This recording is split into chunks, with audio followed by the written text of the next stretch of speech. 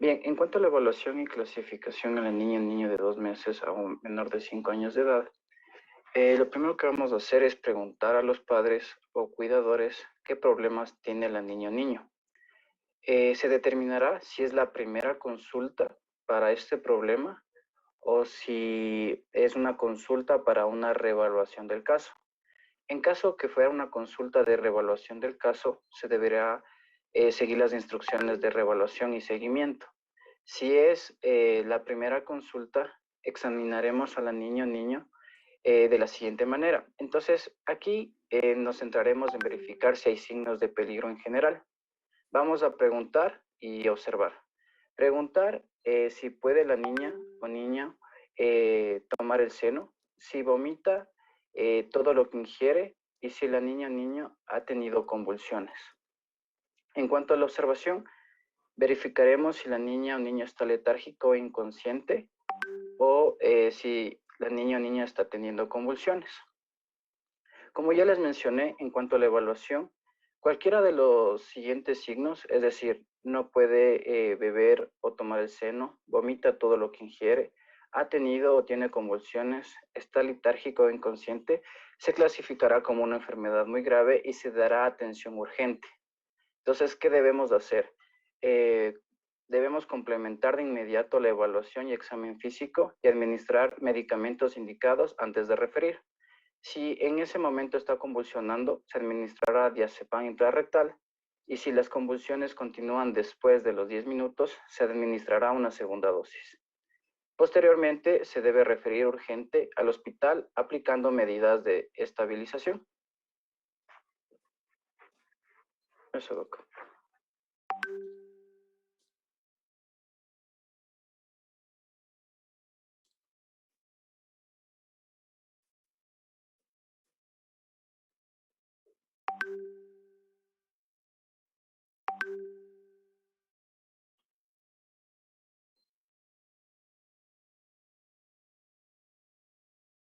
¿Alguna pregunta al respecto?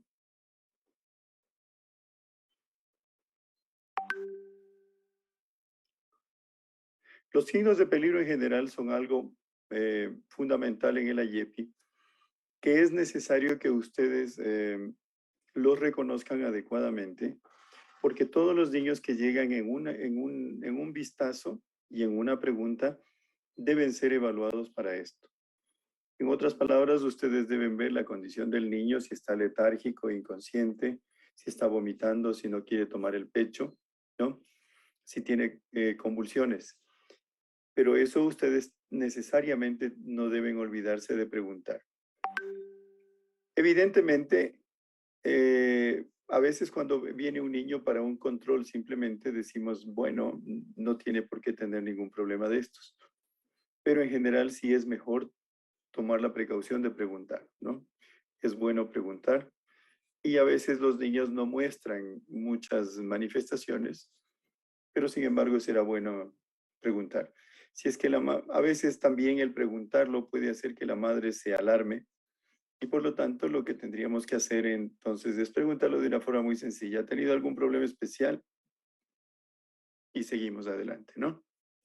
Entonces, pero recuerden que es muy importante los signos de peligro porque estos signos de peligro sumados a la presencia de alguna otra manifestación clínica nos obligarán a tomar medidas urgentes y algunas de ellas no de inmediato, sino viendo primero la evaluación. Es decir, siempre cuando hay un signo de peligro en general debemos tomarnos un pequeño tiempo para evaluar el resto de posibilidades de problemas respiratorios, problemas febriles en general, etcétera, que nos ayudarán a decidir adecuadamente. Listo. Vamos entonces con el siguiente. Le comparto, doctor. Gracias, Alejandra.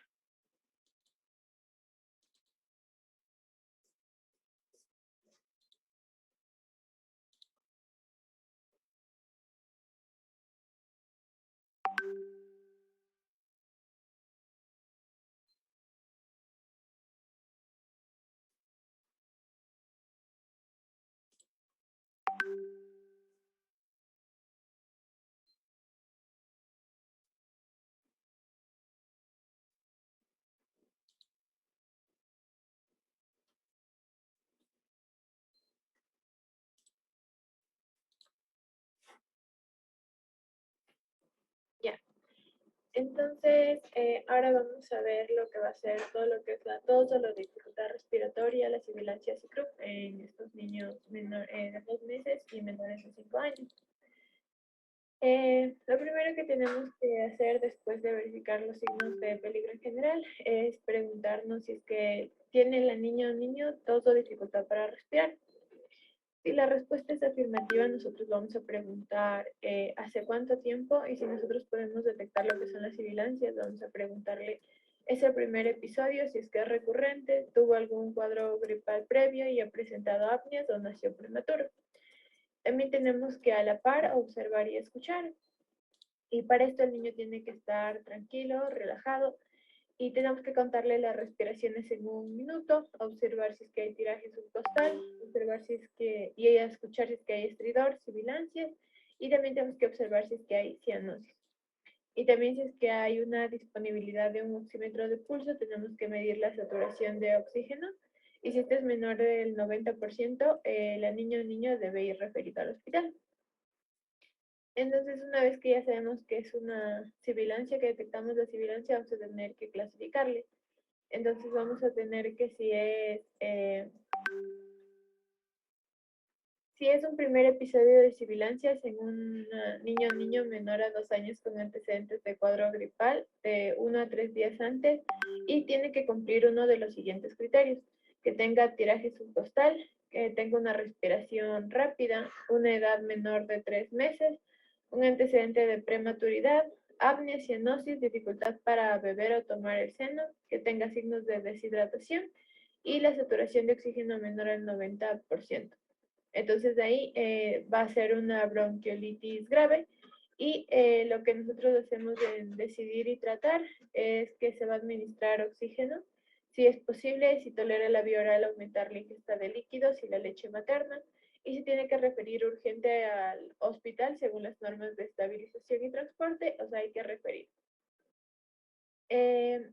La otra es que si tuvo un primer episodio de sibilancias en un niño menor a 2 años y mayor a 3 meses con antecedentes de cuadro gripal de 1 a 3 días antes, pero que no presente los signos de la clasificación anterior, entonces eso es una bronquiolitis.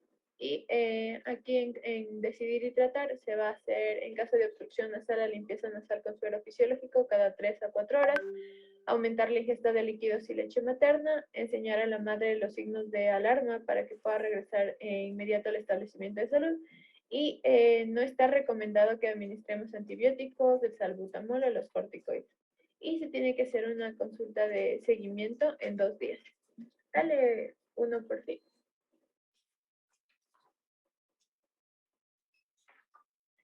Entonces, los signos de alarma es esta lista que se va a hacer, y se le tiene que explicar a la madre y pedirle que por favor nos repita. A cualquier niño o niño enfermo que empeore, deja de comer o beber, está anormalmente somnoliento o tiene fiebre. Si la niña o el niño tiene tos o resfrío o sibilancia, tiene que regresar si tiene una respiración rápida o una dificultad para respirar. Si la niña o niño tiene diarrea, regresar si tiene sangre en heces o bebe poco. Y si el niño o niño tiene dengue, regresar si tiene un dolor abdominal intenso. Bueno, esos ya son de otras patologías. Dele una, perdón.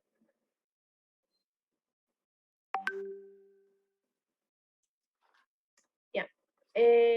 Ahora nosotros tenemos que hacer lo que va a ser la clasificación de las sibilancias. Entonces, primer episodio de sibilancia y no cumple con criterio para clasificarse como bronquiolitis, va a ser una sibilancia. Aquí se tiene que en decidir y tratar, se va a hacer con un broncodilatador de acción rápida, que vamos a ver más adelante. Se vuelve a clasificar 1 hora después de terminado el ciclo, según el cuadro de clasificación para la niño, que igual ya está más adelante.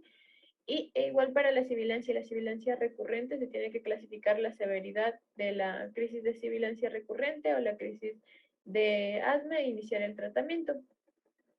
Entonces, primer episodio de sibilancia, se tiene que tratar a la niño de 2 meses a menor de 5 años de edad, con 2 puff de salbutamol en spray con inhalocámara, y repetir cada 15 a 20 minutos 3 veces durante 1 hora si es necesario. y se tiene que valorar después de este primer ciclo de inhalaciones de salbutamol. Entonces aquí vamos a tener dos opciones, que mejore o no mejore. En el caso de que mejore, vamos a tener una frecuencia respiratoria normal y una ausencia de triaje, entonces se le va a conocer y eso se le va a clasificar. Alejandra, no es triaje, sino tiraje. Y por favor, utiliza por lo menos tu cursor para señalarnos de lo que estás diciendo, porque las láminas están interesantes, pero uno se pierde. Yep.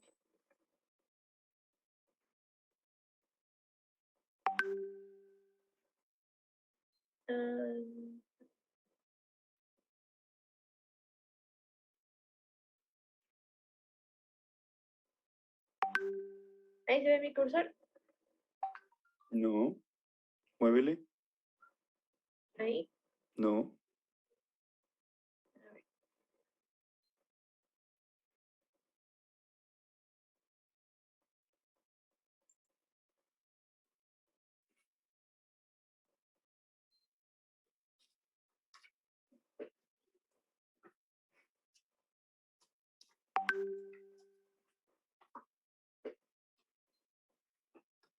Ahí te veo un curso, ¿no? Sí. Sí, ahí se lo ve. Ya.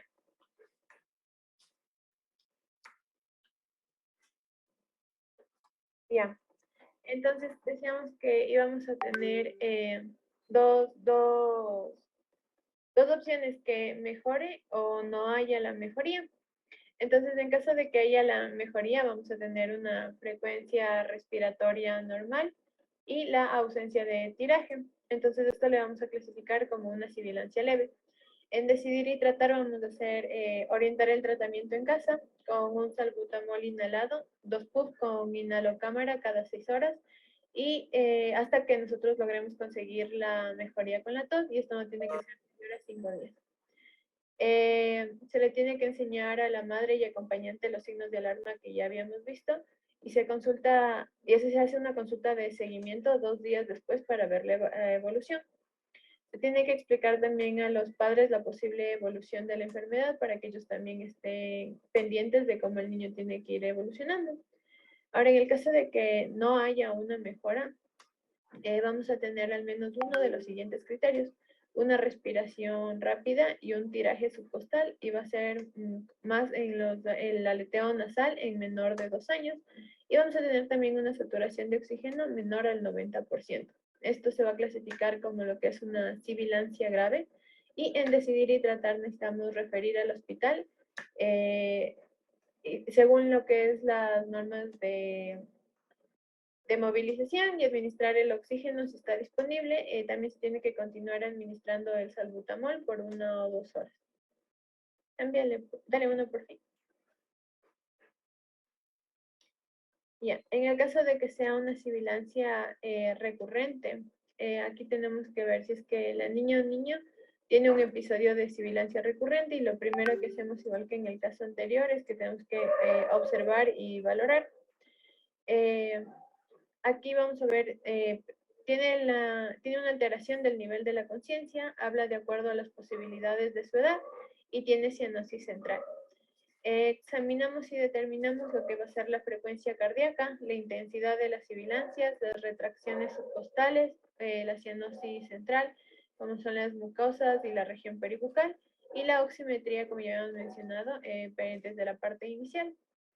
Si es que tiene algún signo de gravedad, como ya vamos a explicar más acá, tenemos que dar un salbutamol inhalado y referir urgentemente. Si no tiene signos de gravedad, entonces el examen inicial va a ser aplicar 1 o 2 ciclos de salbutamol inhalado, 2 utilizaciones cada 15 a 20 minutos, y repetimos 3 veces por 1 a 2 horas. Pero si es que no hay mejoría, se tiene que referir urgente al hospital, y se recomienda lo que es vigilar por 3 a 4 horas. Si los síntomas reaparecen, se tiene que dar un tratamiento adicional de 2 a 3 atomizaciones por hora y una dosis de prednisolona. Y si es que con esto no mejora o se pone peor, se tiene que referir urgente al hospital. Y si se mejora, se tiene que clasificar y tratar según lo que va a ser una crisis de sibilancia recurrente leve a moderada. Entonces, cuando nosotros ya le vamos a clasificar, vamos a evaluar cualquiera de las siguientes características, que va a ser que tenga un criterio de gravedad en la evaluación inicial o a posterior. Eso va a hacer que la niña o niño no es capaz de hablar o beber, una cianosis central, una retracción subcostal, una saturación de oxígeno menor al 90%, un tórax silencioso a la auscultación, una frecuencia cardíaca de mayor a 200 latidos por minuto en un niño de 0 a 3 años y una frecuencia cardíaca de mayor a 180 por minuto en un niño de 4 y 5 años. Si es que hay una falta de respuesta al tratamiento, al broncodilatador inicial, si es que hay una falta de respuesta a 6 PUB de salbutamol, que se van a dar 2 PUB repetidas en 3 ocasiones a lo largo de 1 a 2 horas. Si es que tenemos una frecuencia rápida con un niño de 2 a 11 meses mayor a 50 por minuto y de 12 meses a 4 años mayor a 40 por minuto. Es que a pesar de las 3 administraciones de salbutamol inhalado, aún la niña o niño presente otros signos clínicos de mejoría. Y el entorno social también es importante porque esto va a dificultar la administración del tratamiento agudo o en domicilio. Entonces también hay que también hay que prestar atención a lo que van a ser las complicaciones del entorno. Si es que tiene esto, entonces ahí sí le vamos a clasificar como una sibilancia recurrente y grave. Y aquí ya tenemos en decidir y tratar que vamos a administrar lo que va a ser el oxígeno, el salbutamol, y también se le va a hacer, y se va a referir urgente al hospital con las normas de estabilización y transporte. En el caso de que no presente ninguna de las características anteriores, que no tiene una alteración de la conciencia, puede hablar frases en dependencia del grupo etario en el que estemos, y si tiene una frecuencia cardíaca menor a 100 latidos por minuto, con una intensidad de la sibilancia variable, y ha mejorado con el salbutamol inhalado, entonces eso es una crisis de sibilancia recurrente leve a moderada. Ahí, en cambio, en decidir y tratar, nosotros vamos a administrar corticoide oral por 3 días, que ya vamos a mostrarles cuáles son. También se tiene que orientar a la madre o acompañante cómo tratar en la casa la sibilancia recurrente y orientar a la madre sobre los signos de alarma para que pueda regresar de inmediato. Y de igual manera se hace la consulta del control a los 2 días para ver cómo ha evolucionado. Dale uno, por favor.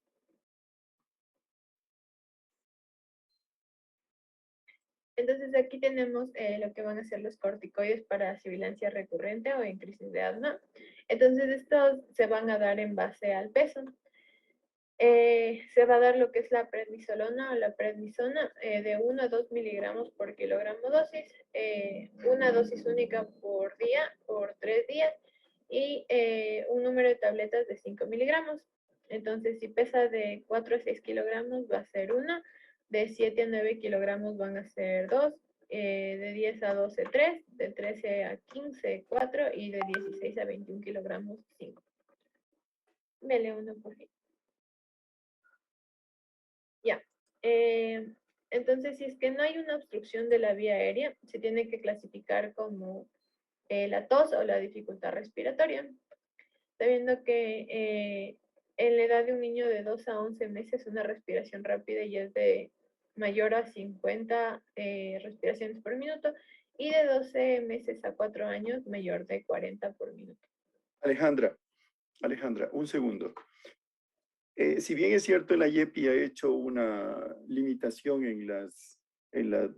digamos, en la evaluación de la dificultad de la respiración rápida, es conveniente que ustedes recuerden que en ese cuadrito hace falta poner cuál es la frecuencia respiratoria con la que se puede considerar taquipnea en un niño menor de 2 meses.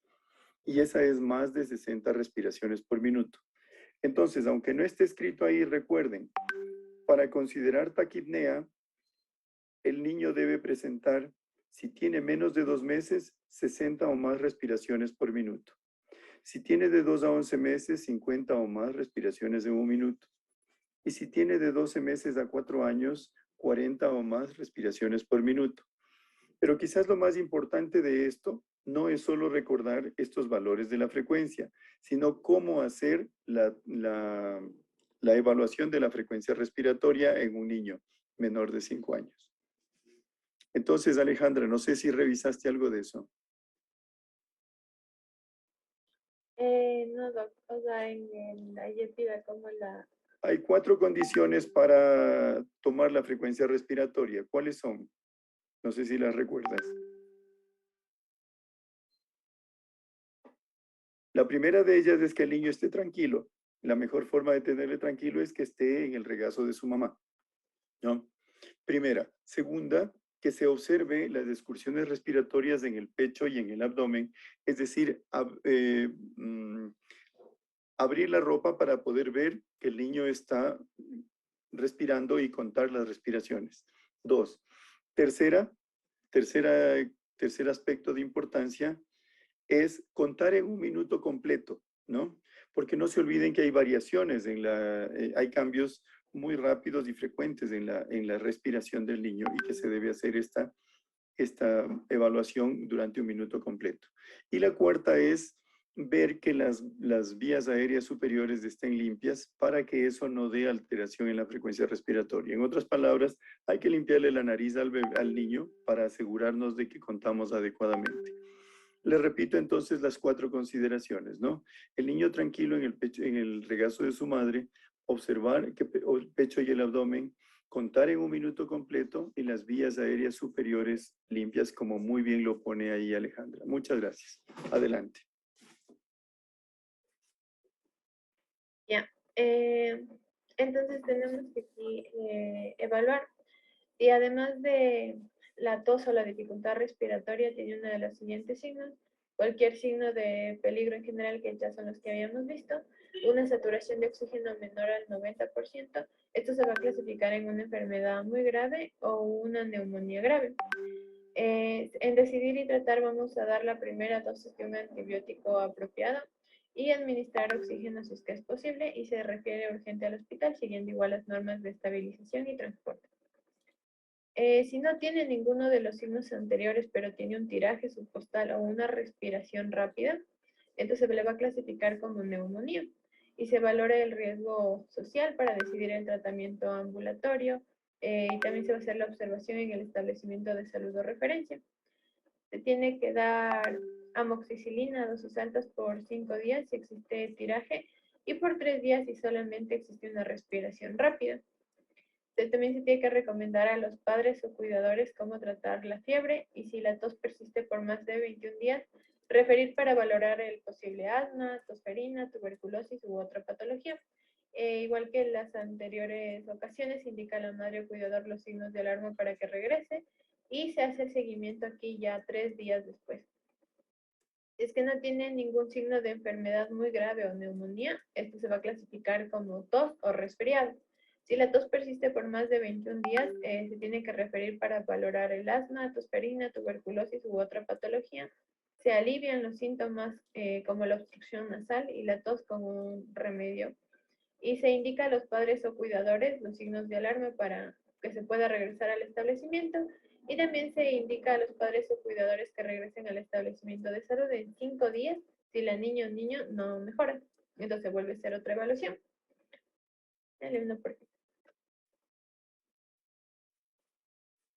Ya, entonces, ¿cómo vamos a administrar el broncodilatador de acción rápida, el salbutamol, en aerosol en caso de sibilancia? Entonces vamos a necesitar lo que son insumos necesarios, que es el salbutamol para inhalar en aerosol, spray de 200 dosis, 100 microgramos por dosis por atomización o por PUF. Se observa si el inhalador tiene medicamento y si es que hay una inhalocámara limpia de 400 o 500 ml. Y si no se dispone de inhalocámara, esta se puede fabricar de la siguiente manera, que es la técnica de los 2 vasos. Entonces se tiene que unir 2 vasos de plástico o cartón y por un hoyito introducimos el inhalador y por el otro lado hacemos un espacio para cubrir lo que es la boca y la nariz. Y se coloca la apertura más grande en la nariz y boca y ahí ya tenemos una inhalocámara preparada. El procedimiento es que vamos a agitar el inhalador de salbutamol. Se quita la tapa del inhalador y se adapta el inhalador a la inhalocámara. Se tiene que colocar el extremo abierto de la inhalocámara sobre la boca y la nariz de la niña o niño, evitando que haya un escape de aire para que pueda inspirar todo lo que le vamos a mandar. Se tiene que contar del 1 al 5 o dejar que la niña o niño respire 5 veces. Y se tiene que administrar un puff presionando el inhalador una vez y contar del 1 al 5 sin retirar lo que es la inhalocámara. Tenemos que esperar ese tiempo para luego poder retirarlo. Se tiene que administrar un segundo puff y contar de igual del 1 al 5 o dejar que el niño o niño respire 5 veces sin retirar la inhalocámara. Después de eso ya retiramos la inhalocámara, se limpia la cara de la niña o niño y se da un poco de agua o leche materna a la niña o niño. Y se tiene que esperar de 15 a 20 minutos para administrar el siguiente ciclo si es que fuera necesario. Entonces, se tiene que administrar también el salbutamol en aerosol en un máximo de 5 días. En caso de que la niña o niño presente sibilancias, no podemos sobrepasar este tiempo. Y se tiene que administrar cada 6 horas, día y noche, y verificar si es que la madre comprendió el procedimiento, se le tiene que pedir que nos repita. Y la niña o niño debe ser referido al especialista para determinar el tratamiento a lo que es el largo plazo, una vez superada la crisis. Cámbiale, por fin.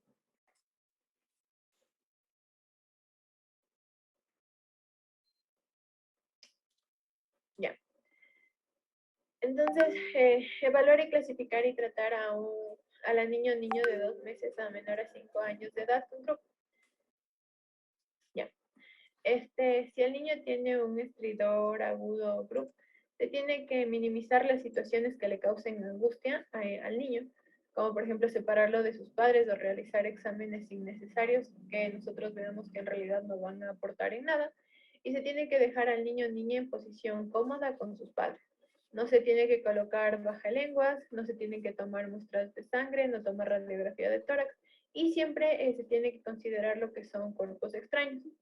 Entonces vamos a evaluar si es que el niño está con agitación o letárgico, si es que hay estridor inspiratorio marcado, si es que hay una retracción torácica severa, si es que hay entrada de aire muy limitada, cianosis o una saturación de oxígeno menor al 90%. En caso de que sea un group grave, vamos a seguir 5 pasos. El primero es que vamos a minimizar las situaciones que le causen angustia. La segunda es que vamos a administrar oxígeno si es que hay cianosis. La tercera es que vamos a administrar una dosis de corticoide. Como vemos en esta tablita, tenemos a la dexametasona, que se puede, detrás de darle, se puede observar una mejoría después de lo que van a hacer de 30 minutos. Y también en el cuarto va a ser nebulizar con lo que es adrenalina.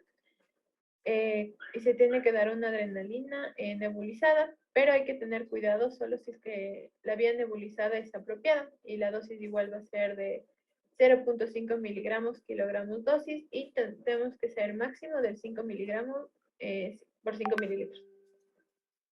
Y el quinto va a ser referir al hospital según las normas de estabilización y transporte. Dale uno por fin.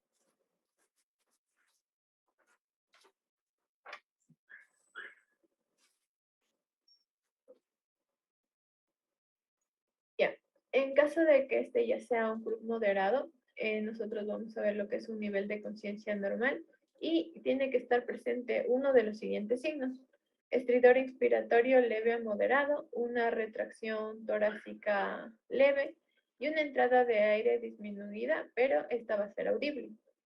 Entonces, en decidir y tratar, vamos a ver que si no es posible supervisar a la niña o niño por 4 o 5 horas en el establecimiento de salud, o si existe un riesgo social, se le tiene que manejar como un group grave. Entonces, le haríamos la decidir y tratar, como ya mencionamos antes. Y si es posible supervisar a la niña o niño por 4 o 5 horas y los padres pueden regresar fácilmente al establecimiento de salud, se tiene que actuar minimizando las situaciones que le causen angustia a la niña o niño, como separarlo de sus padres, ya estábamos mencionando eso. Se tiene que administrar una dosis de corticoide, preferiblemente por lo que va a ser la vía oral, o si es posible usar una vía intramuscular o intravenosa o nebulizada. Si no existe una mejoría después de 2 horas o si el estridor está empeorando, se tiene que nebulizar con adrenalina. Y si es que no se puede realizar este procedimiento, se tiene que referir urgente al hospital. Si después de 2 nebulizaciones con adrenalina con 15 minutos de intervalo no hay una mejoría, entonces referimos urgentemente igual al hospital. Y si después de las 4 horas de observación o mínimo 3 horas después de la administración con adrenalina nebulizada, la niño o niño se mantiene estable, no vamos a tener lo que va a ser el estridor en reposo ni la retracción torácica, se puede ya enviar a la casa.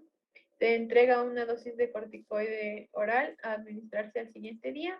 Se explica igual a los padres del curso de la enfermedad y se explica cuándo tienen que regresar de inmediato. En caso de que no tenga estridor en reposo, que sea solamente estridor cuando la niña o niño está agitado, sin retracción torácica y tenga una tos perruna ocasional, se va a clasificar como lo que es un croup leve. Y aquí se tiene que administrar una dosis de corticoide oral al día, como la dexametasona, la prednisona, la prednisolona, por 2 días. Y se tiene que explicar a los padres el curso igual de la enfermedad, cómo va a tener que ir evolucionando. Se aumenta aquí la ingesta de líquidos, pero sin forzar a la niña o niño. Y se tiene que explicar cuándo regresar de inmediato, dándole todo lo que son los signos de alarma, como ya habíamos visto antes. Gracias. Muy bien, ¿alguna pregunta sobre esto? Solo les voy a hacer una recomendación. Realmente el manejo de problemas intensos como las bronquiolitis o el croup en el primer nivel de atención son extremadamente riesgosos. Por lo tanto, la detección, especialmente del croup, que usualmente va evolucionando a mayor intensidad, ustedes deben tomar siempre en consideración que no es conveniente quedarse con un croup en condiciones progresivas, aunque les parezca que no es demasiado intenso, ¿no? Porque como estamos hablando del primer nivel de atención, no es extraño que esto se complique fácilmente y luego tengan ustedes dificultades mucho más intensas, ¿no? Cuando uno está haciendo la medicatura rural, tiene todas las decisiones bajo su responsabilidad y por lo tanto en situaciones como la del CRUP hay que ser más bien cuidadosos. Que la IEPI dice que es un CRUP moderado, bueno, si van a ver que es un CRUP moderado o que es una cosa leve, tienen que estar atentos y tiene que el paciente estar muy cerca para solucionarle su problema si es que no evoluciona satisfactoriamente, ¿no? Entonces recuerden, no nos pongamos a pensar demasiado en el CRUP. Si tenemos una sospecha de que el asunto está con la intensidad moderada o intensificándose, mejor lo remitimos, ¿no? Recuerden que la IEPI se aplica en el primer nivel de atención y ahí no tenemos los suficientes recursos. Eso es una recomendación. ¿Alguna pregunta? Vamos con el siguiente tema, por favor.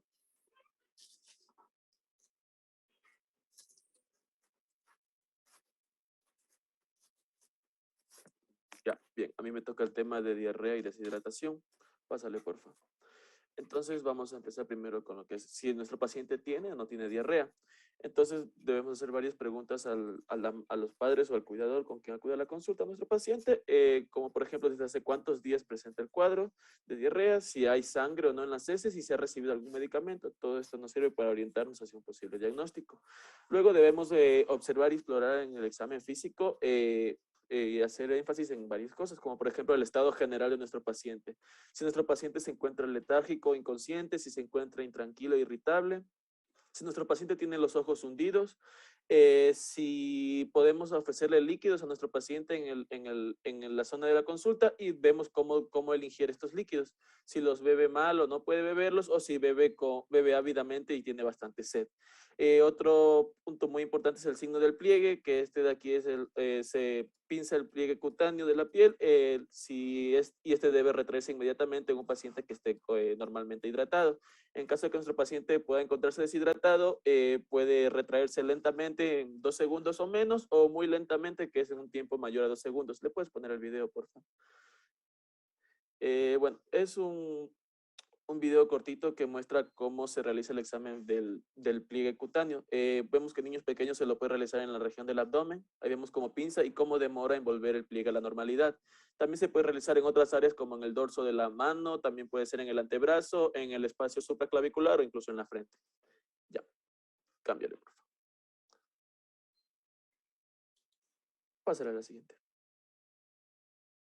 Ok, entonces luego de esto vamos a clasificar la diarrea y la deshidratación. Primeramente con la deshidratación. Este es un cuadro que encontré de otro artículo, pero sin embargo comparándolo con el IEPI, o sea, toma en cuenta los mismos parámetros y lo clasifica y caerían en los mismos tipos de deshidratación. Entonces toma en cuenta el parámetro como del estado general, los ojos, las lágrimas, la boca y la lengua, si tiene sed y la turgencia de la piel o el signo del pliegue. Entonces, en un paciente que no tiene signos de deshidratación, nuestro paciente va a estar bien, va a estar alerta, los ojos van a estar normal, las lágrimas van a estar presentes, la boca y la lengua van a estar húmedas, la sed va a ser normal o puede que no esté sediento y la piel, en cuanto a la piel, el pliegue se va a retraer inmediatamente. En un paciente que esté con una deshidratación leve o moderada, el paciente puede estar intranquilo o irritable, los ojos pueden estar ligeramente hundidos, las lágrimas pueden estar ausentes, la boca y la lengua podrían estar secas, nuestro paciente va a estar sediento, va a beber ávidamente y bueno, el pliegue va a retraerse de una manera lenta, hasta 2 segundos o menor. Y un paciente con deshidratación grave, ya nuestro paciente va a pasar de estar irritable o intranquilo a estar letárgico o semiconsciente, va a tener los ojos muy hundidos, las lágrimas van a estar ausentes, la boca va a estar muy seca y el paciente va a tener dificultad para poder beber agua. Bueno, en cuanto al pliegue de la piel, este va a retraerse muy lentamente. Pasará a la siguiente, por favor.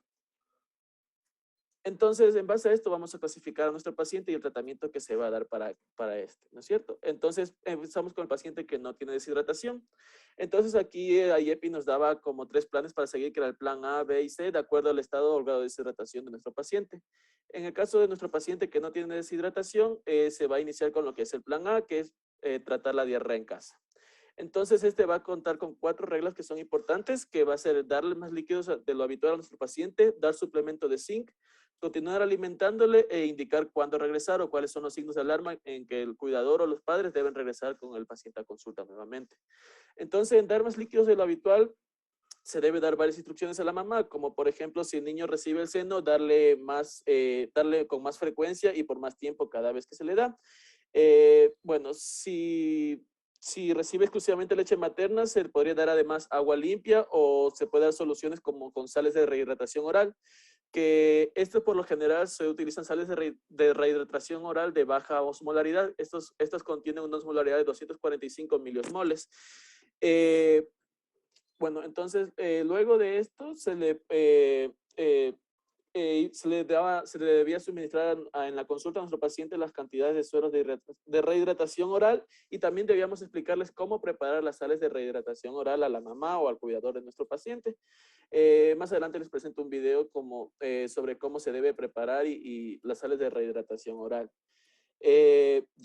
Luego de esto debemos mostrarle la cantidad de líquido que debe darse, que habitualmente se le debe dar en casa a nuestro paciente. Entonces tenemos el cuadro ahí que nos dice que en pacientes que son menores a 2 años se le da una cantidad de 50 a 100 ml, que esto vendría a equivaler entre un cuarto de taza o media taza después de cada deposición acuosa que nuestro paciente realice. En caso de que nuestro paciente sea mayor a 2 años, se da de 100 a 200 ml, que vendría a ser entre media taza o una taza de agua después de cada deposición acuosa que nuestra paciente va a realizar. Luego de esto, se debe dar lo que es la suplementación con zinc, que esto se da a partir de los 2 meses de edad. Se le da una dosis diaria durante 14 días. Bueno, en la dosis por lo general puede venir el zinc en jarabe, que es mucho más aceptable para los niños. Cuando nuestro paciente tiene de 2 a 6 meses, se le da 2.5 ml del jarabe y cuando nuestro paciente es mayor a 6 meses, se da 5 ml de jarabe. Se debe continuar alimentando al niño o a la niña, a nuestro paciente, se debe continuar dándole lo que es la lactancia materna, la alimentación habitual. Se dice que después de que se supere el cuadro de la diarrea, se debe agregar una comida adicional por una semana porque nuestro paciente obviamente va a perder peso y se debe reponer el peso que pudo perder por la deshidratación y por la diarrea. Y se deben evitar alimentos. Los alimentos que se deben evitar son los alimentos muy dulces, los alimentos grasosos, condimentados, las colas, las golosinas y los jugos artificiales. Y por último, lo que se debe hacer es indicar los signos de alarma para que los padres regresen de inmediato con nuestro paciente. Hay signos de alarma generales y, bueno, específicos. Por ejemplo, los generales en sí es que si nuestro paciente empeora el cuadro clínico, si nuestro paciente deja de comer, deja de beber o empieza a beber poco, si nuestro paciente se encuentra somnoliento o semi-inconsciente, si nuestro paciente presenta fiebre o si nuestro paciente presenta sangre en las heces. Pásale, por favor. El siguiente es si nuestro paciente tiene una deshidratación leve o moderada. Entonces, aquí se va a aplicar lo que es el plan B. Entonces, aquí lo que se debe hacer es administrar durante 4 horas en el establecimiento de salud la cantidad recomendada de sales de rehidratación oral. Existe en el cuadro que observamos abajo, que es el cuadro de dosis que se debe dar, está en función del peso y de la edad de nuestro paciente y cuántos ml se debe dar. Entonces, vemos, por ejemplo, si nuestro paciente es menor a 4 meses o tiene menos de 6 kilos, se da entre 200 y 450 ml. Si nuestro paciente tiene de 6 a 10 kilos y de 4 a 11 meses, se da entre 450 a 800 ml. Si tiene de 10 a 12 kilos y de 12 meses a 2 años, de 800 a 960 ml. Si se tiene de 2 a 5 años y está entre 2 y 19 kilos, se da entre 960 y 1600 ml. Obviamente hay que enseñar a los padres en el momento de la consulta. Carlos, por favor, ¿cuánto es lo que se da de suero oral en la deshidratación? Ustedes son médicos, no pueden usar ese cuadro. La dosis era de... Eso, bueno, si lo dices la dosis está aceptable también, pero no es dosis, pero bueno, dale. O sea, bueno, sí, ¿cuánto? Solo dime cuánto. Porque ustedes no pueden estar buscando un cuadrito como ese. Ustedes tienen que tener en su mente una cifra. Eso es lo que necesitamos. A ver. Ay, sí la tenía, pero la verdad que no me acuerdo. No me recuerdo si estaba en la siguiente diapo. Veamos en la siguiente diapositiva. ¿Se puede dar en la siguiente, por favor? No, perdón, ahí está la dosis de la fluidoterapia. Sí, regresemos a la anterior. Ah, no, aquí hay... No. No, es que son dosis ya para deshidratación grave, que dice sales de rehidratación oral, que es de 20 miligramos por kilogramo. No, eso es otra cosa. Por eso, regresemos, por favor. Ya. La recomendación simple es 75 mililitros por kilogramo de peso en 4 horas. ¿De qué? De lactato de Ringer o solución salina, ¿sí? Ok. Ya. Eso, y te lo voy a volver a preguntar después de un rato. Sigue, por favor. Ok. Bueno, hay un video que está allá abajo de cómo se debe preparar lo que son las sales de rehidratación oral. Ponle, por favor, el video.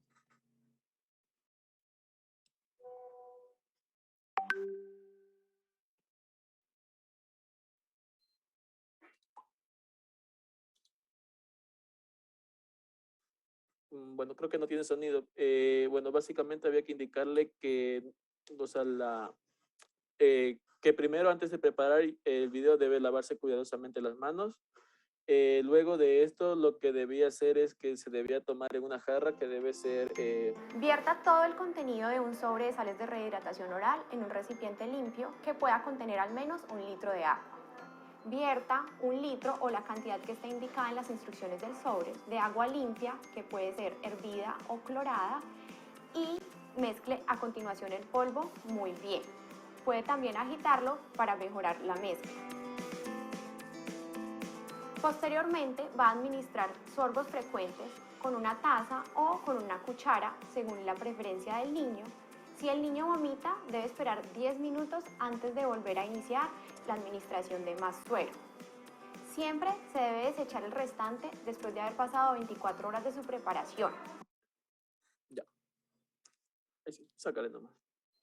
Ya. Entonces, bueno, íbamos a empezar con lo que es determinar eso y cómo preparar, y también después de 4 horas íbamos a reevaluar a nuestro paciente, reevaluar y nuevamente clasificar la deshidratación, si se mantiene la deshidratación o si ya no tiene deshidratación nuestro paciente, y según eso seleccionar el plan adecuado para continuar el tratamiento. También se debía comenzar a alimentar a nuestro paciente de acuerdo a la tolerancia que éste tenga. Obviamente, si la madre o acompañante no pueden estar las 4 horas ahí, se debía administrar este tratamiento, se debía mostrar la cantidad de las sales de rehidratación oral que se debía dar en el transcurso de las 4 horas, y también se debía entregar la cantidad de sales de rehidratación oral para terminar la rehidratación. Y obviamente también explicar las 4 reglas del tratamiento en casa, que es las del plan A, que es darle más líquido, darle zinc, continuar alimentándole y los signos de alarma para regresar de inmediato. Pásale, por favor. Ya.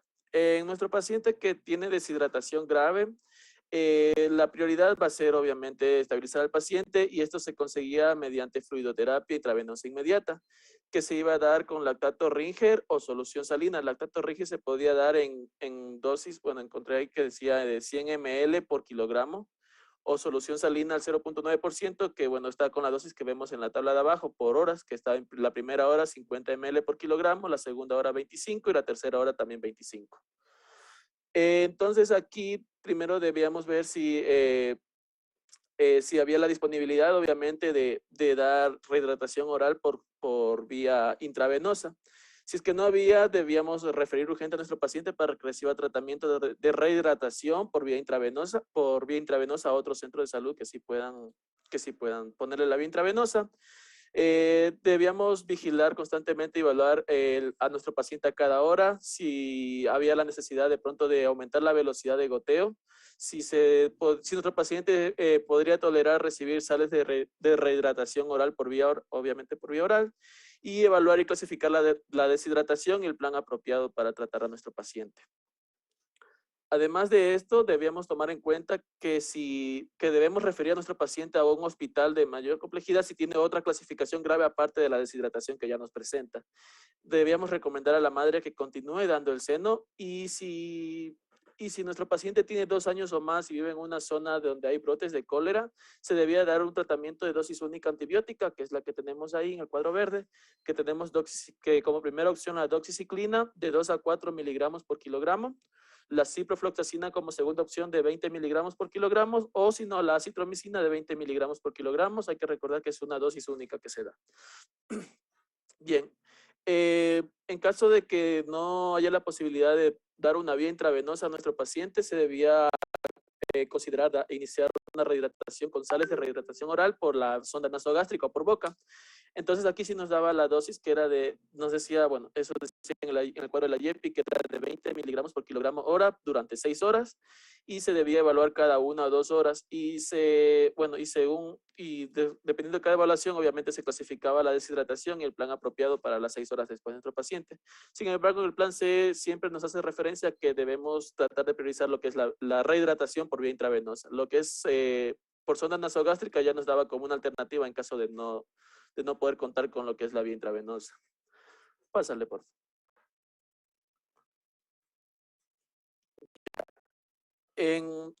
Ahora vamos a si nuestro paciente tiene diarrea mayor a 14 días y sin signos de deshidratación, que este sería una clasificada como diarrea persistente.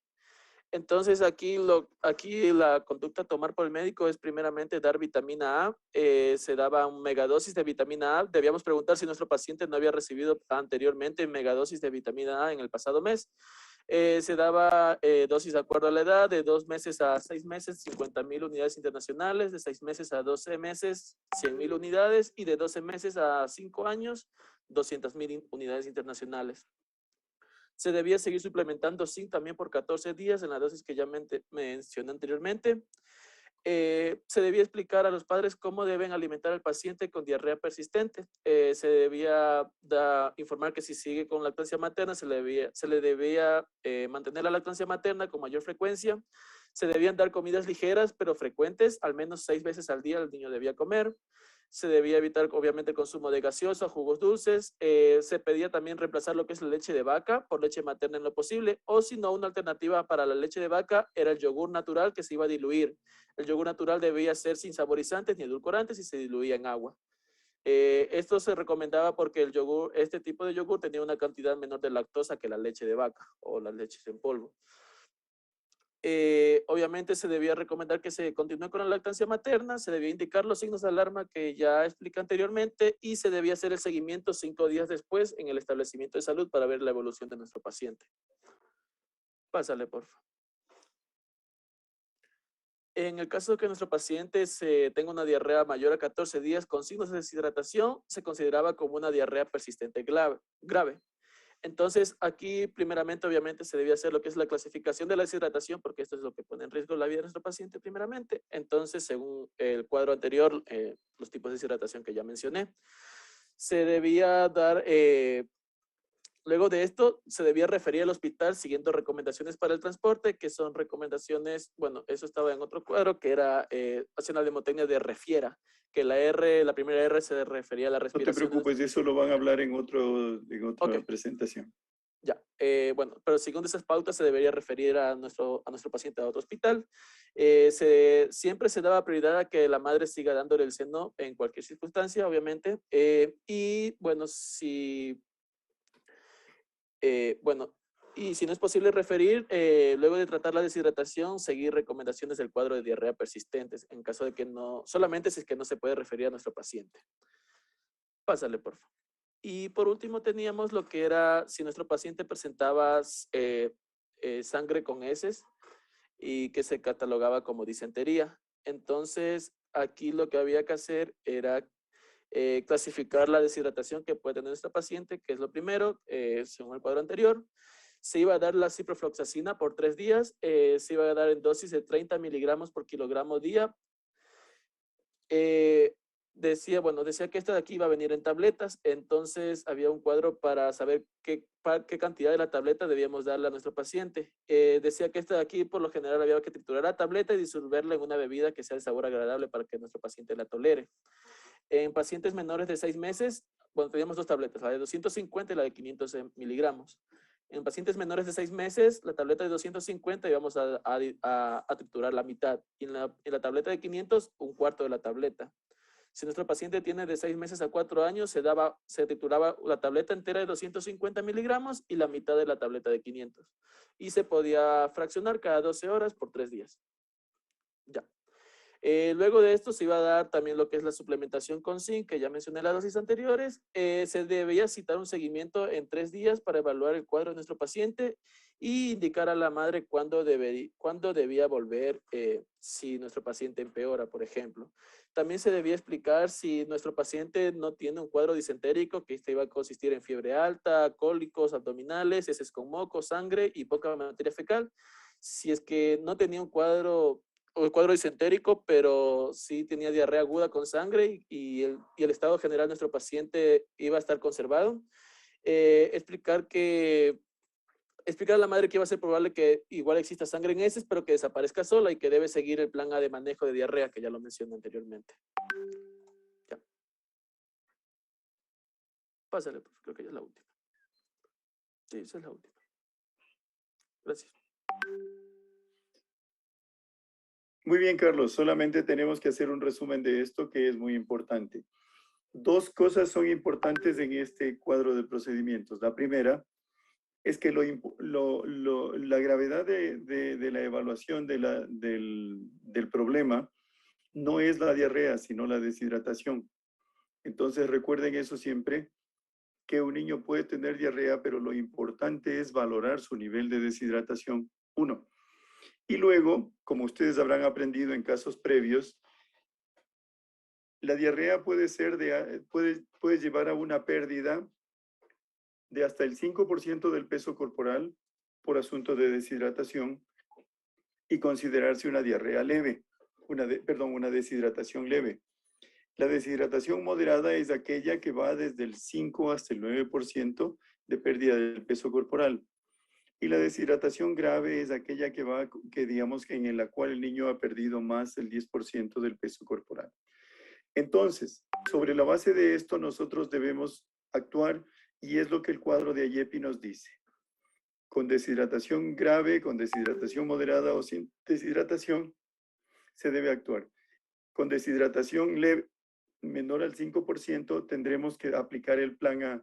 Con deshidratación moderada, plan B, y con deshidratación grave, plan C. Carlos, ¿cuál es el plan A? Por favor, no nos expliques muchas cosas, dinos los 4 componentes del plan A. Ya, el plan A iba a consistir en dar más agua de lo habitual a nuestro paciente, en dar lo que es la suplementación de zinc, en continuar alimentando a nuestro paciente y en indicar los signos de alarma.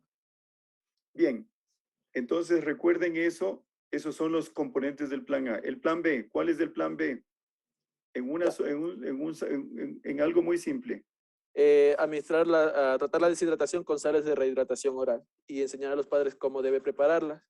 ¿Cuánto? Y se debía preparar un sobre en 1000 ml de agua. No, ¿cuánto? Ah, De suero oral. 75 ml por kilogramo de peso en lactato de Ringer. Correcto, eso es todo, ¿no? No en lactato de Ringers, en suero oral, suero oral es en agua. Entonces, no se olviden, 75 mililitros por kilogramo de peso administrado durante 4 horas. Eso es lo que no deben olvidarse. ¿Y el plan C cuál es? Para la deshidratación grave. El plan C es la rehidratación intravenosa con líquidos, o sea, fluidoterapia intravenosa con lactato de Ringer como primera opción y si no había solución salina. ¿Cuánto? Ya el lactato de Ringer se daba 100 ml por kilogramo de peso y solución salina se iba a fraccionar en 50. No. Ese es un error gravísimo, no sé de dónde te lo sacaste. En el IEPI está, doctor. No dice así, no dice así.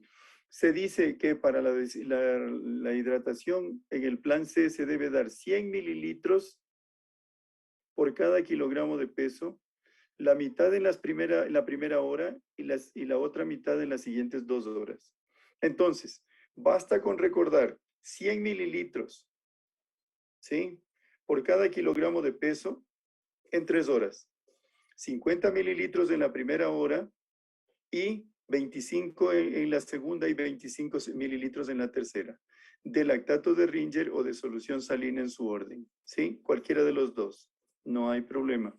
Entonces, eso es lo que deben recordar. Por favor, plan A, las 4 condiciones, plan B, 75 mililitros de suero oral por cada kilogramo de peso en 4 horas, y plan C, 100 mililitros intravenoso por cada kilogramo de peso, la mitad en la primera hora, la otra mitad en las siguientes 2 horas, en 3 horas en total. Muy bien, listo, sigamos.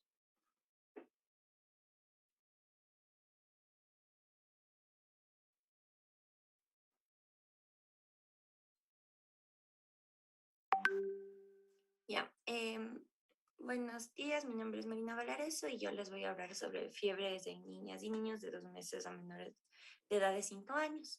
Pásale, por favor. Ya, un ratito, listo. Ya, entonces, primero nosotros tenemos que preguntarnos si la niña o niño tiene fiebre. Y vamos a verificar para ver si nuestra niña o niña tiene fiebre a través de un buen interrogatorio. Si está caliente el tacto o tiene una temperatura axilar de 37.5 grados centígrados o más. Si la respuesta es afirmativa, nosotros tenemos que hacer una pregunta muy importante. Si es que el paciente vive o ha estado los últimos 14 días en una zona de alto riesgo, ya sea de malaria, dengue o chikungunya. Debemos también nosotros hacer las siguientes preguntas. ¿Cuánto tiempo que tiene la fiebre? Si ha tenido fiebre hace más de 7 días o ha tenido la fiebre todos los días. Además, debemos hacer una buena observación y explorar. Que el paciente presente, si el paciente presenta rigidez de nuca, determinar si tiene sangrados, como puede ser las petequias, equimosis, epistaxis, hematemesis, melena, sangrado de genital, gingivorragia o hematuria.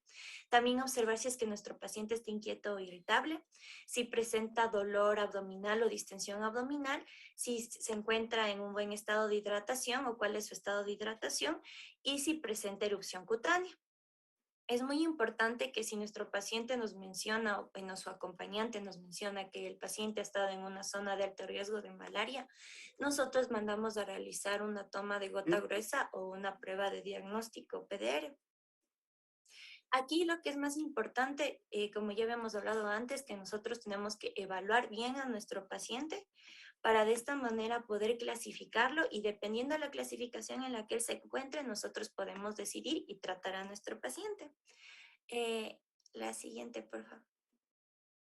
Ya, aquí nosotros podemos observar cuáles son los cuidados generales en un paciente con fiebre, en la cual debemos nosotros decir a la madre o al acompañante que le dé abundantes líquidos, que se le mantenga en ropa liviana, en un lugar fresco, que descanse, que si la fiebre es menor a 38.5 grados centígrados axilar o el paciente no le molesta, no bajar la fiebre, sino más bien explicarle a la representante de la mamá que la fiebre es un mecanismo de defensa para combatir alguna infección. Si la fiebre es mayor a 38.5 grados centígrados axilar o le molesta al paciente, pues le vamos a dar paracetamol y le voy a decir más adelante la dosis.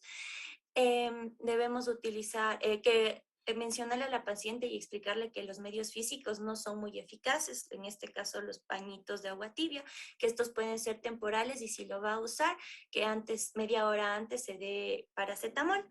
Es importante mencionarle que no se debe bañar al niño con alcohol ni con agua fría, no abrigarlo o vestirlo demasiado porque esto puede sofocar al niño y no inyectar para bajar la fiebre. Hazle otro clic, por favor. Ya. Aquí yo tengo el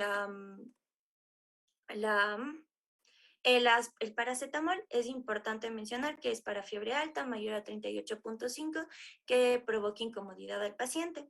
Vamos a dar una dosis de 10 a 15 miligramos kilogramos de cada 4 a 6 horas sin exceder las 4 dosis al día. Entonces, de igual manera, aquí tenemos según el peso. Hay en las 3 presentaciones, pongamos un ejemplo, que nuestro niño pese 6 kilogramos, pues si tenemos la presentación en gotas de 100 miligramos mililitro, que equivale a 5 ml gota, pues le vamos a dar de 15 a 18 gotas.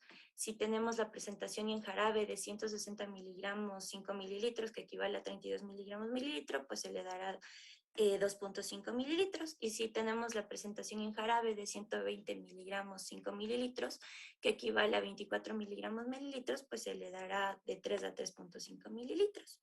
Y si tenemos en miligramos, aquí la dosis es de 75 a 90. Siempre recordar que no debe excederse de las 4 dosis al día. La siguiente, por favor. Ya, ahora, como mencioné, es importante que evaluemos, clasifiquemos y decidamos qué hacer con el tratamiento.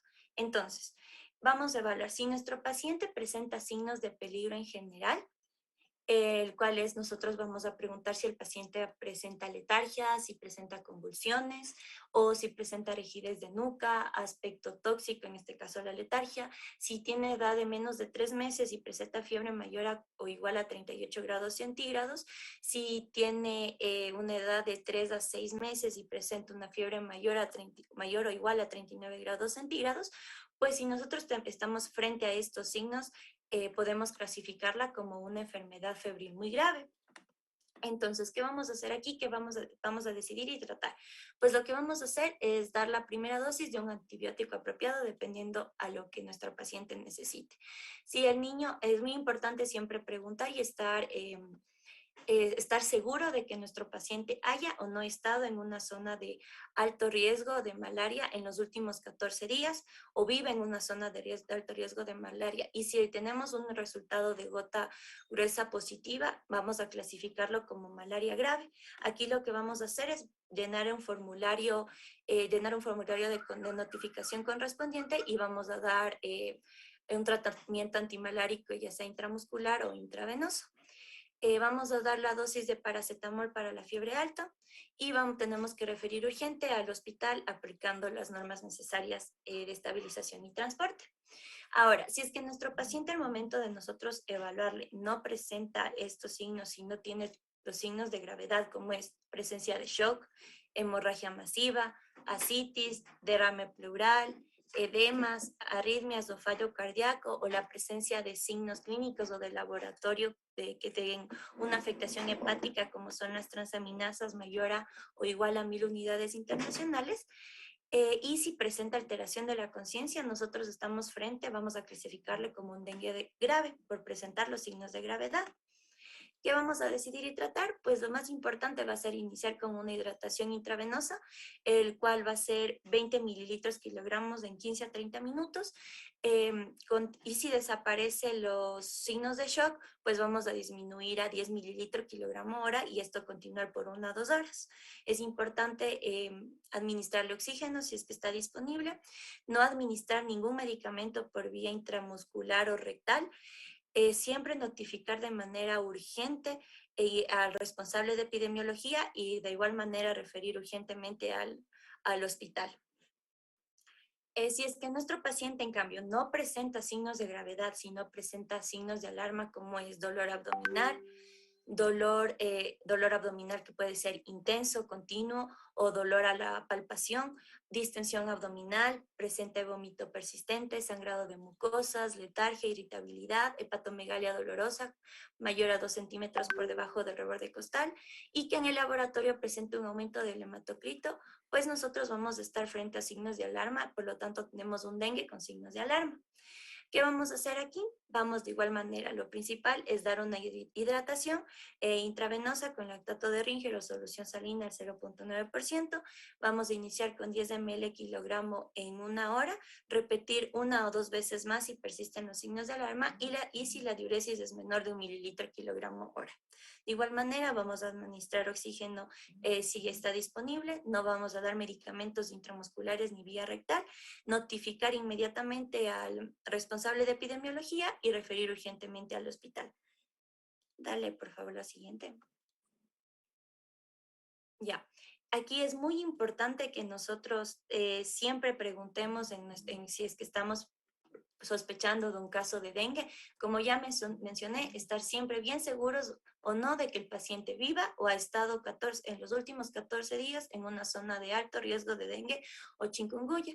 Si presenta una fiebre alta sin causa aparente de unos 7 días de inicio súbito y tiene 2 de los siguientes signos como cefalea, dolor retroorbitario, mialgias, artralgias, náuseas, vómitos, erupción cutánea y leucopenia, va a ser muy importante que valoremos la gravedad en el paciente. La siguiente, por favor. Ya, aquí, bueno, se mostraba en el IEPI, mostraban este mapita en el cual abordaba cuál es el nivel de riesgo para la presencia de Aedes aegypti, que es el vector. Entonces, en los más bajitos tenemos el colorcito más bajo, aquí podemos observar los de medio riesgo y los de rosaditos son los de alto riesgo. Síguele, por favor. Otra vez. Ya. Ahora, después de haber hecho esa evaluación, si no cumple con ninguno de los criterios para clasificarle como dengue grave o como dengue con signos de alarma, pues estamos frente a un dengue sin signos de alarma o de chikungunya. De igual manera, una vez que nosotros hayamos confirmado y estemos seguros de que el paciente haya o no vivido o en los últimos 14 días en una zona de alto riesgo. Entonces, nosotros la clasificamos como dengue sin signos de alarma o chikungunya. ¿Qué vamos a hacer? Vamos primero, como ya mencioné, ver que la paciente no haya estado en una zona de riesgo. Si el niño o niña presenta riesgo social, hazle otro clic, por favor. ¿Qué quiere decir esto de riesgo social? Pues que exista dificultad para la comprensión de indicaciones médicas por el acompañante, que exista una actitud negativa del acompañante en el cumplimiento estricto de las indicaciones médicas, que existe evidencia de prácticas que ponen en riesgo la salud del niño, que exista duda de la disposición para regresar en el caso que el niño se complique en casa. Aplástale de nuevo, por favor. Ya, entonces, eso es si el niño presenta riesgo social. Es muy importante ver si es menor a 1 año, presenta alguna comorbilidad asociada. Hay que siempre nosotros, si es que esto presenta, supervisar a nuestro paciente y referir al hospital. Si la niña o el niño no presenta ninguno de esto que se ha mencionado anteriormente, pues podemos manejarlo de manera ambulatoria. Se recomienda el reposo y el uso de mosquiteros durante la fase febril. Vamos a darle paracetamol para la fiebre y el dolor, dar abundantes líquidos orales, informar de manera oral y escrita al acompañante sobre los signos de alarma. Aplástale de nuevo, por favor. Ya. ¿Cuáles son los signos de alarma? Pues aquí tenemos cómo vamos nosotros a aconsejar a la madre o al cuidador para que regrese de manera inmediata cuando presente el niño los siguientes signos. Entonces, si es que el niño se empeora, dejó de comer o de beber, está somnoliento, tiene fiebre, presenta ataques como son las convulsiones, si es que nosotros sospechamos de que nosotros decimos que nuestro paciente tiene dengue, si es que el paciente presenta un dolor abdominal intenso y continuo, si el vómito es persistente, si tiene sangre especialmente en las encías y tiene un descenso abrupto de la temperatura, pues nosotros tenemos que decirle de manera oral y de manera escrita a nuestro paciente que si presenta estos signos de alarma el niño, tiene que volver de inmediato a un establecimiento de salud. Ya. Aparte de dar nosotros la información, tenemos que también nosotros explicar cuál va a ser la evolución natural de la enfermedad, explicar la importancia de no utilizar AINES, que son los antiinflamatorios no esteroides, como el ibuprofeno, ya que estos pueden ayudar a que aumente los sangrados en el dengue. Tampoco vamos a utilizar ningún medicamento por vía intramuscular o vía rectal, ni el uso de corticoides o antibióticos. Siempre debe existir un control cada 24 a 48 horas y anotar la dirección de la paciente, en donde vive la paciente o reside la paciente, por si no acude a la cita. Hazle otro clic, por favor. ¿Otra vez? Ya. Nosotros tenemos que siempre observar si es que la paciente tiene una fiebre persistente después de 3 días, pues hay que realizar una reevaluación completa al niño o a la niña, consultando el cuadro que ya mencioné de evaluar y clasificar. Vamos a determinar cuáles son las posibles causas de la fiebre y obviamente una vez que se clasificó, decidir y tratar. Si el niño o niña presenta cualquier signo de peligro en general o rigidez de nuca, pues ya sabemos que era una enfermedad febril muy grave. Si se identifica una causa aparente de la fiebre en el niño o niña, se debe administrar el tratamiento adecuado a la causa de la fiebre y tratar la fiebre con paracetamol. Si no hay ninguna causa aparente de la fiebre, asumir que puede tratarse de una infección viral e indicar un tratamiento sintomático. Si la fiebre persiste desde 5 días, realizar un hemograma y examen de orina. Si no es posible, vamos a referir. Si la fiebre persiste desde hace 7 días o más, vamos a referir al hospital para evaluación y tratamiento. Y si no refiere a la niña o la niña, indicar a la madre o al cuidador que vuelva en 2 días si la fiebre sigue persistiendo. Si vuelve a persistir esta fiebre, pues tenemos nosotros de nuevo que volver a reevaluar al niño o a la niña según el cuadro de evaluar, clasificar y decidir y tratar. Y si no tenemos de igual manera una causa aparente de que exista una fiebre, pues vamos a realizar otros estudios como es el hemograma, examen de orina, y de igual manera, si nosotros no tenemos las posibilidades, vamos a referir. Y si la fiebre persiste desde hace 7 días o más, tenemos que referir urgentemente a un hospital. Dale a la siguiente, por favor. Y siempre es importante que vamos a notificar al responsable de epidemiología y seguir las indicaciones de vigilancia. Ahora, si nuestro paciente ha estado en una zona de alto riesgo en los últimos 14 días o vive en una zona de alto riesgo y no tiene signos de enfermedad febril muy grave y tiene una de las siguientes que son resultado de gota gruesa o PDR positiva y fiebre sin causa aparente, pues podemos clasificarle como malaria. ¿Qué vamos a hacer aquí? Igual vamos a decidir y tratar. Primero vamos a llenar el formulario de notificación correspondiente. Administrar una dosis de paracetamol si es que el paciente presenta mayor o igual a 38,5 grados centígrados o si el paciente presenta molestia. Dar un tratamiento antimalárico y explicarle a la madre cuándo debe volver o al acompañante. Tener un seguimiento en 3 días si es que la fiebre persiste y si tenemos fiebre cada día por más de 7 días, tenemos que referir a un hospital de manera urgente y dar recomendaciones de alimentación. La siguiente, por favor. Ya. Ahora, si al momento de nosotros evaluar vemos que no cumple con ninguna de las clasificaciones anteriores, pues estamos frente a una fiebre que no es grave, de causa grave. Entonces, ¿qué vamos a hacer aquí? Vamos a decidir y tratar, vamos a dar paracetamol para la fiebre alta, mayor a 38,5 si el paciente presenta molestias y dar tratamiento ambulatorio, que era el que ya había explicado antes, abundante líquido, no abrigar mucho al paciente, explicar que los medios físicos no son muy efectivos, indicar a la madre, siempre es importante indicar a la madre cuándo debe volver, que son los signos de alarma de igual manera que ya mencioné, dar un tratamiento adecuado para la condición que causa la fiebre, dar un seguimiento de 3 días después en el establecimiento si es que la fiebre persiste y si tiene fiebre cada día por más de 7 días, pues referimos de manera urgente a un hospital. Ahora, si al momento de nosotros evaluar observamos que presenta, dale por favor clic. Ya. Entonces, aquí nosotros vamos a determinar si presenta una enfermedad eruptiva o posibles signos de sarampión. Entonces, para nosotros poder diferenciar si estamos frente a una sospecha de sarampión u otra enfermedad eruptiva, primero tenemos que ver en nuestro paciente o preguntar si tiene o ha tenido erupción cutánea macopapular en los últimos 30 días. Si esta erupción cutánea es generalizada de progresión céfalo-caudal, es decir, de cabeza a pies, y no es vesicular, es decir, sin ampollas. Si tiene uno de los siguientes signos, tos, catarro u ojos enrojecidos. Entonces, ahora les voy a explicar mejor. Hazle clic de nuevo, por favor. Ya. Entonces, si nosotros al evaluar vemos que tiene erupción cutánea generalizada céfalo-caudal y presenta tos, catarro u ojos enrojecidos, pues podemos clasificarle como una sospecha de sarampión. En la cual, ¿qué vamos a hacer nosotros? Vamos aquí a dar vitamina A, excepto si ya el paciente recibió megadosis en el último mes. Hazle clic, por favor.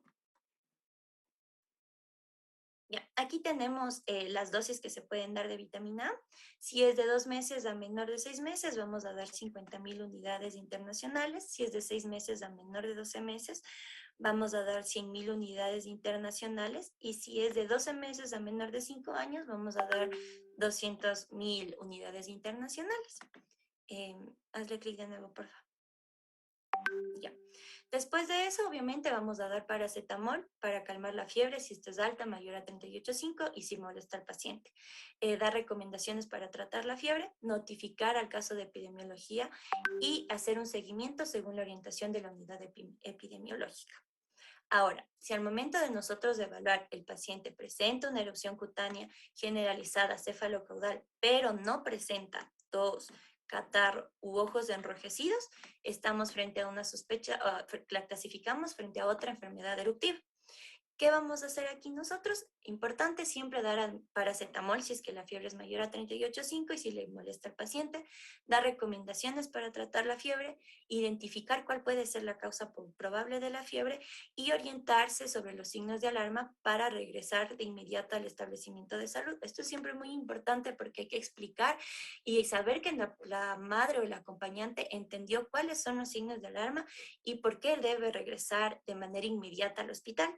Y siempre hacer un seguimiento en 3 días si la fiebre persiste en el establecimiento de salud. La siguiente. Gracias.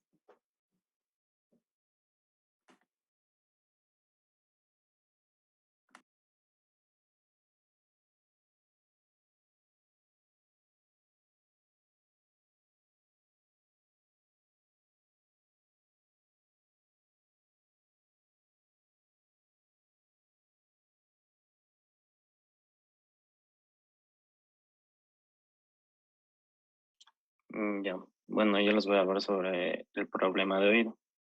Pásalo, por favor.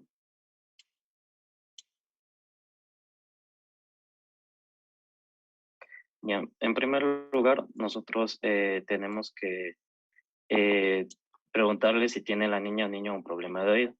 Si la respuesta es afirmativa, debemos preguntar si tiene dolor en el oído, si tiene supuración del oído, entendiendo como supuración a líquido turbio o pus. Y en caso de que sean afirmativas a las preguntas que hicimos, nosotros debemos preguntar desde hace cuántos días ha presentado este problema. Después de ello, yo tengo que observar y explorar. Observamos si hay supuración del oído y debemos palpar para determinar si hay tumefacción dolorosa al tacto detrás de las orejas. Pásale, por favor. Ya. Entendiendo todo esto, nosotros debemos clasificar el problema de oído. Entonces, tenemos mastoiditis, otitis media aguda, otitis media crónica y no tiene otitis media. En el caso de la mastoiditis, yo debo evaluar. Evalúo viendo tumefacción dolorosa al tacto detrás de la oreja.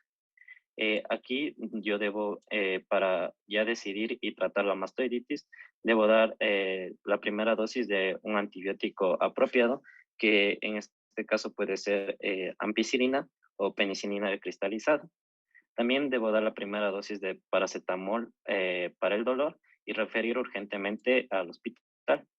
En el caso de una otitis media aguda, yo evalúo en primer lugar, debo evaluar los signos y síntomas, como va a ser la secreción visible del oído o de menos de 14 días de duración y dolor en el oído. Entonces, aquí yo clasifico como otitis media aguda. Aquí debo decidir y tratar y voy a empezar por dar un antibiótico apropiado por 5 días, que va a ser la amoxicilina. También tratar adecuadamente el dolor con paracetamol. Y también enseñar a la madre o acompañante cómo secar el oído con gasa tela limpia si hay supuración. Aquí nosotros secamos el oído al menos 3 veces por día, los días que sean necesarios, hasta que el oído ya no supure. Es importante aclarar que hay que utilizar una tela o gasa limpia, colocar esta tela o gasa limpia en el oído de la niña hasta que la misma se humedezca. Después cambiar de tela o gasa húmeda por una limpia y repetir estos pasos hasta que la tela o la gasa se encuentren ya secas. De igual manera, toca recomendar que no se meta nada en el oído, como puede ser aceite, líquido ni otra sustancia, y no permitir a la niña o niño que nadie, o sea, que no ingresen objetos o agua al oído. Ya, en el otro caso nosotros tenemos, pásale por favor. Ya, en el caso de la otitis media crónica, nosotros la clasificamos así, si es que vemos, si tenemos secreción visible de oído desde hace 14 días o más. Entonces, aquí la clasificamos como una otitis media crónica. Aquí debemos enseñar a la madre o cuidadora a tratar a la supuración del oído. De igual manera, podemos aquí aplicar gotas de ciprofloxacina, 3 gotas 3 veces al día por 14 días después del aseo cuidadoso del oído. Si deja de supurar, se puede interrumpir el tratamiento a los 7 días. De igual manera, se debe indicar a la madre cuándo debe volver de manera inmediata y hacer seguimiento de 5 días después en el establecimiento de salud. Entonces, aquí en la otitis media crónica hacemos el seguimiento comprobando que los padres o cuidadores estén secando el oído de manera adecuada y aplicando correctamente las gotas de ciprofloxacina. En el caso anterior, igual de la otitis media aguda, el seguimiento, aquí tocaba ver que si el dolor de oído o la secreción persiste, o la niña o niño es menor de 2 años, tocaba continuar con el tratamiento con el mismo antibiótico por 5 días más. En el caso de que si no existe más dolor ni secreción y la niña o niño es mayor de 2 años, ahí no realizamos ningún procedimiento, sino felicitar a los cuidadores que estaban haciendo un buen trabajo en el cuidado del oído. Y por último tenemos si no tiene otitis media, que aquí evaluamos si obviamente el paciente no tiene dolor ni secreción visible del oído, puede ser por otra causa, que puede ser ya sea un tapón de cera, un cuerpo extraño o un trauma. Aquí nosotros decidimos y tratamos realizando examen de oído y considerar el tratamiento de acuerdo a alguna de las causas que mencioné. Y de igual manera toca asesorar a los padres o cuidadores que vuelvan urgentemente al establecimiento de salud si se presenta dolor en el oído o secreción en el mismo. Y recomendar a los padres y cuidadores sobre los cuidados de la niña o niño en su hogar. Pásale, por favor.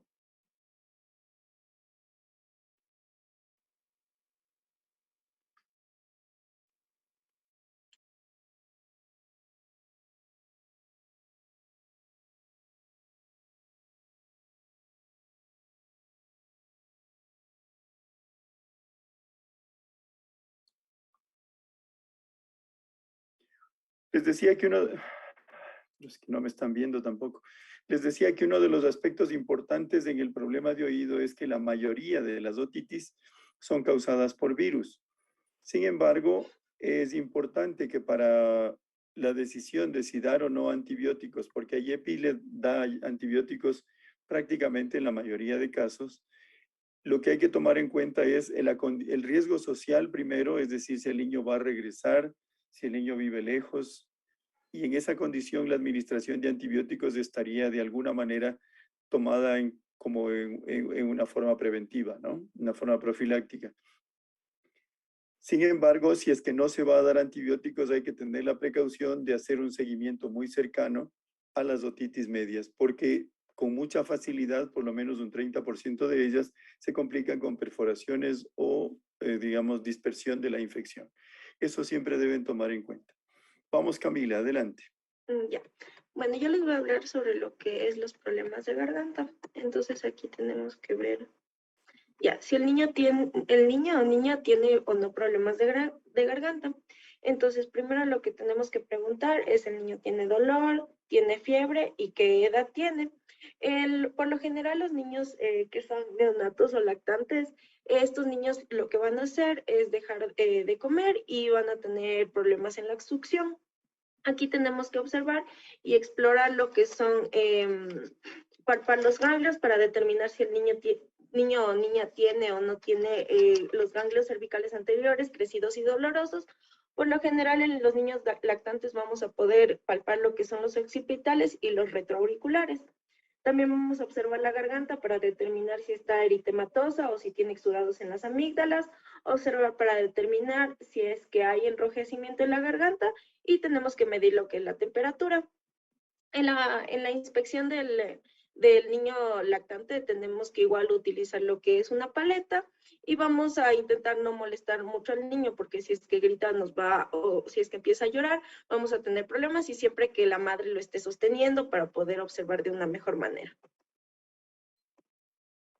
Ya, aquí vamos a evaluar, entonces tenemos que evaluar, clasificar, decidir y tratar. Entonces en la evaluación lo primero que vamos a hacer es si es que el niño tiene las características aquí, que les voy a mencionar, si es que tiene la edad de 3 años o más con fiebre mayor a 38 grados centígrados, si es que tiene amígdalas eritematosas con exudado, es decir, con pus, tiene ganglios cervicales anteriores crecidos y dolorosos y ausencia de tos. Aquí la vamos a clasificar como una faringoamigdalitis estreptocócica. Entonces, lo que vamos a es aplicar una dosis de penicilina benzatínica, explicar que el objetivo del antibiótico no es calmar las molestias, sino prevenir complicaciones como la fiebre reumática. Entonces, para administrar el antibiótico para la faringoamigdalitis estreptocócica, vamos a explicar a la madre o cuidador la razón por la cual se administra el medicamento, que es la prevención de la fiebre reumática. La dosis única de penicilina es de 3 a 4 años, 600 unidades internacionales. En caso de alergias comprobada a la penicilina, se puede dar lo que es acitromicina por vía oral por 5 días, que la dosis inicial va a ser 10 miligramos kilogramo día, una vez al primer día, y seguida de 5 miligramos kilogramo día, una vez al segundo hasta el 5.º día. Ya, vamos también a administrar lo que es paracetamol para tratar la fiebre y el dolor y orientar sobre el tratamiento de la fiebre. Entonces, el paracetamol, aquí tenemos según el peso, las gotas de 100 miligramos mililitros, el jarabe de 160 miligramos en 5 mililitros, el jarabe de 120 miligramos de 5 mililitros y la dosis en miligramos y la frecuencia que se tiene que dar. Entonces, tiene que darse cada 6 a 4 horas por un máximo de 4 dosis al día hasta que pase la fiebre alta, el malestar o el dolor de oído. ¿Cómo vamos a tratar la fiebre? Entonces, para tratar la fiebre vamos a dar abundantes líquidos sin forzar al niño o niña, mantener al niño o niña con ropa liviana, que esté en un lugar fresco, que descanse según la necesidad, pero sin forzarlo. Si la fiebre es poca, es decir, menor a 38.5 grados centígrados axilar, o no molesta mucho al niño, no es necesario bajarle, explicar que la fiebre puede ayudar a combatir la infección. Si la fiebre es alta, es decir, mayor a 38.5 grados centígrados axilar o tiene mucha molestia en el niño o la niña, el paracetamol es el tratamiento más efectivo y se va a administrar, como ya les expliqué, cada 4 a 6 horas por un máximo de 4 dosis al día. En los medios físicos podemos decirle a la madre que le ponga baños o paños de agua tibia en la frente o costado, que no son necesarios, no son muy eficaces, pueden ayudar a bajar la temperatura, pero solo por un momento. Entonces el niño puede seguir con este malestar. Entonces toca explicarle a la madre que si es que el niño tiene una temperatura mayor a 38 grados centígrados, pues estos medios físicos no van a bajar la fiebre del niño. También es recomendable a los familiares, recomendarle a los familiares que no deben bañar al niño ni con alcohol ni con agua fría y no deben abrigarlos ni vestirlos demasiado. Ya, en lo que es aliviar el dolor con remedios caseros o inocuos. Ya, entonces, aliviar el dolor de garganta y calmar la tos con remedios caseros. Se recomienda bebidas tibias o calientes como la infusión de aguas aromáticas como tilo o endulzadas con panela, miel y miel de abeja en niños y niñas que son mayores a 2 años. No se recomienda ninguno de los medicamentos que se venden para la tos, ni administrar pastillas para la garganta, ni caramelos solubles en los niños y niñas pequeñas, ya que pueden provocar atrancamientos. Se debe orientar a la madre o los cuidadores sobre los signos de alarma para regresar de inmediato al establecimiento de salud, los cuales van a ser que cualquier niño o niña enfermo que empeore, deje de comer o beber, que está normalmente somnoliento o que tiene fiebre. Y si la niña o niña tiene tos o resfrío o sibilancias, si es que tiene una respiración rápida o una dificultad para respirar. Entonces, luego tenemos que evaluar si es que el niño o niña tiene 3 de los criterios anteriormente mencionados, que es la edad menor a 3 años, las amígdalas eritomatosas, los ganglios cervicales anteriores crecidos y dolorosos y la ausencia de tos, o si tiene, es menor a 3 años, o si tiene cualquiera de los criterios mencionados y tiene cualquier edad. Entonces aquí vamos a clasificarla como la faringoamigdalitis viral. Aquí vamos a tratar la fiebre y el dolor con paracetamol, que ya les mencioné anteriormente. Vamos a aplicar remedios caseros inocuos, explicar que no hay necesidad de antibióticos, también enseñar a la madre los signos de alarma para regresar de inmediato al establecimiento de salud. Y por último tenemos que, si es que tiene los criterios, que no tiene ninguno de los criterios para clasificarse en ninguna de las categorías anteriores, entonces aquí vamos a decir que el niño no tiene amigdalitis. Entonces aquí lo que vamos a hacer es investigar otras causas del problema de la garganta. Ejemplo, el niño puede dormir boca arriba, si se despierta con la boca seca, si es que tiene goteo nasal posterior o úlceras en la boca.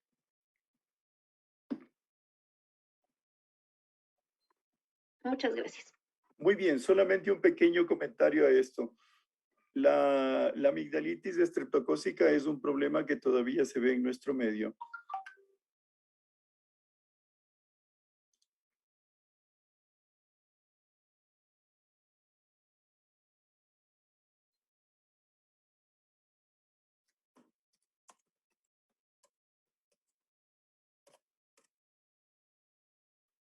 Disculpen un segundo, tenía una comunicación del decanato. Vamos a terminar la clase porque me están llamando a una reunión inmediata en el decanato, pero lo importante es que no se olviden que la amigdalitis estreptocócica, dada la posibilidad de que se formen procesos inflamatorios no febriles que son muy serios como la fiebre reumática y la glomerulonefritis, es necesario que seamos prudentes y activos, que son procesos activos, les decía que son, que son procesos que pueden producir muchas alteraciones y muy graves. Entonces, nosotros tenemos que ser muy activos, muy propositivos en el uso del medicamento que es más apropiado, que es la penicilina. Así que, por favor, no se detengan a pensar en cualquier otra cosa. Traten de convencer a los padres que cuando no quieren que los niños reciban antibióticos intramusculares, pero la penicilina es el antibiótico ideal para este caso, la inyectable. Se puede poner con una dosis añadida de lidocaína de 40 unidades y con eso se elimina bastante de la molestia. Listo, jóvenes, no tengo más tiempo. Disculpen esto. Nos vemos la próxima semana. Gracias, Doc. Hasta luego. Luego, Hasta luego.